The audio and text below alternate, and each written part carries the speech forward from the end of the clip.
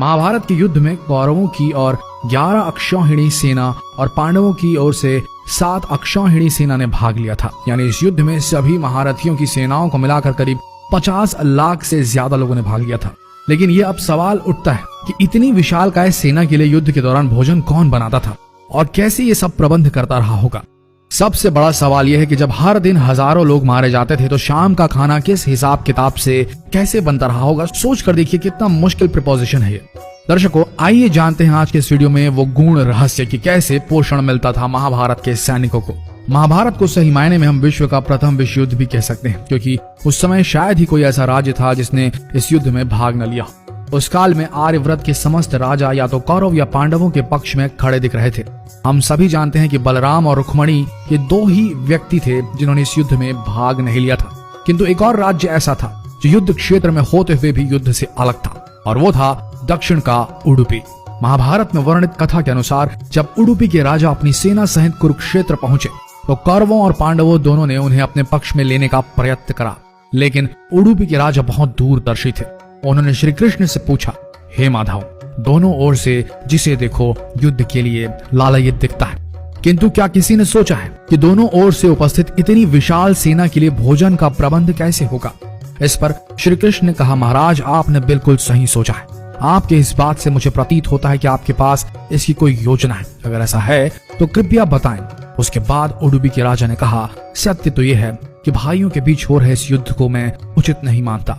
इसी कारण इस युद्ध में इच्छा मुझे नहीं है, किंतु ये युद्ध अब टाला भी नहीं जा सकता। इस कारण मेरी ये इच्छा है कि मैं अपनी पूरी सेना के साथ यहाँ उपस्थित समस्त सेनाओं के भोजन का प्रबंध करूं। इस पर श्री कृष्ण मुस्कुराते हुए बोले, महाराज, आपका विचार अति उत्तम है। इस युद्ध में लगभग 50 लाख योद्धा भाग लेंगे, और अगर आप जैसे कुशल राजा उनके भोजन के प्रबंध को देखेंगे तो हम सब उस ओर निश्चिंत रहेंगे। श्री कृष्ण ने कहा, वैसे मुझे पता है कि सागर जितनी इस विशाल सेना का भोजन प्रबंध करना आपकी और भीमसेन के अतिरिक्त किसी के लिए भी संभव नहीं है, किंतु भीमसेन इस युद्ध से विरक्त नहीं हो सकते। अतः मेरी आपसे यह प्रार्थना है कि आप अपनी सेना सहित दोनों ओर की सेनाओं के भोजन का भार संभालें।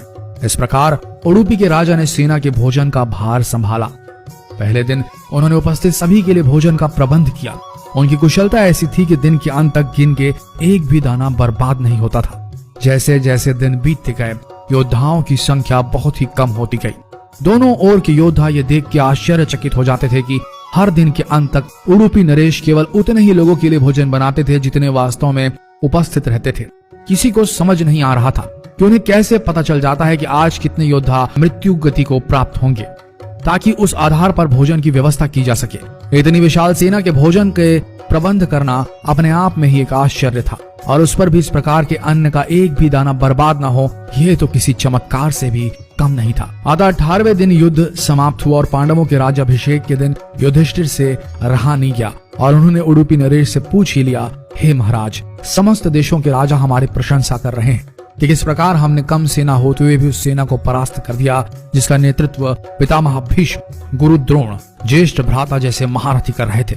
किंतु मुझे लगता है कि हम सबसे अधिकांश प्रशंसा के पात्र आप हैं, जिन्होंने न केवल इतनी विशाल सेना के लिए भोजन का प्रबंध किया, अपितु ऐसा प्रबंध किया कि एक दाना भी अन्न का व्यर्थ न हो पाया। मैं आपसे इस कुशलता का रहस्य जानना चाहता हूँ। इस पर उडुपी नरेश ने मुस्कुराते हुए कहा, सम्राट, आपने जो इस युद्ध में विजय पाई है उसका श्रेय किसे देंगे। इस पर युधिष्ठिर ने कहा, श्री कृष्ण के अतिरिक्त इसका श्रेय किसी और को जा नहीं सकता। अगर वे ना होते तो कौरव सेना को परास्त करना असंभव था। तब उडुपी नरेश ने कहा, हे महाराज, आप जिसे मेरा चमत्कार कह रहे हैं वो श्री कृष्ण का ही प्रताप है। ऐसा सुनकर वहां उपस्थित सभी लोग आश्चर्यचकित हो गए। तब उडुपी नरेश ने इस रहस्य से पर्दा उठाया और कहा, हे महाराज, श्री कृष्ण प्रतिदिन रात्रि को मूंगफली खाते थे। प्रतिदिन शिविर में गिन के मूंगफली रखी जाती थी और उनके खाने के पश्चात गिनकर देखी जाती थी उन्होंने कितनी मूंगफली खाई है। वे जितनी मूंगफली खाते थे उसके ठीक 1000 गुना सैनिक अगले दिन युद्ध में मारे जाते थे।